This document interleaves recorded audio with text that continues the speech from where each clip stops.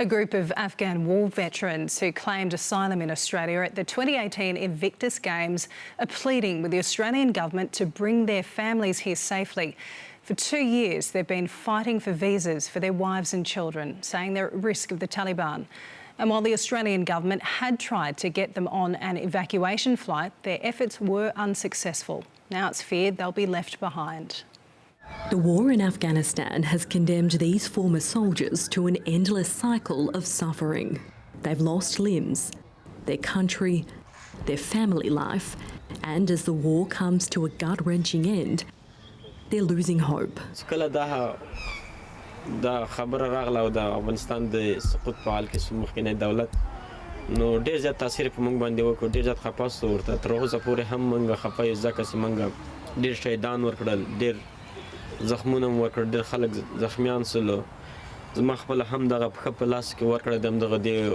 As members of the Afghan army, they and their families are pursued relentlessly by the Taliban. Mohammed Salim Oria Kale has come under attack 3 times. In the first instance, a militant opened fire on his family, causing injuries. He fled, but the Taliban tracked him down, planting an explosive in his car which detonated, sending shrapnel through his body.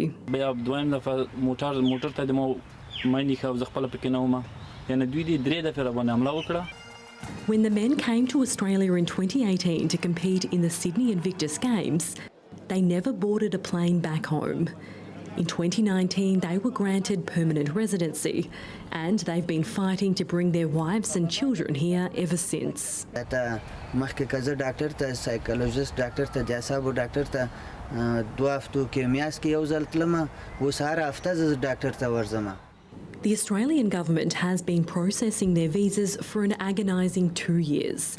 Despite warnings of Afghanistan's rapid unravelling, the applications were never formally approved.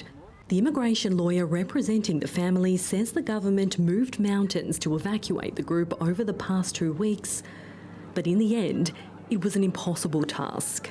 I'm very critical of the Australian government that even if they couldn't foresee the speed at which Kabul fell, that they could see that Afghanistan was deteriorating back into a state that would eventually be controlled by the Taliban. Mr. Oria Kale says his wife and 4 children had been at the airport for days trying to get out. His young daughter was injured in the chaos.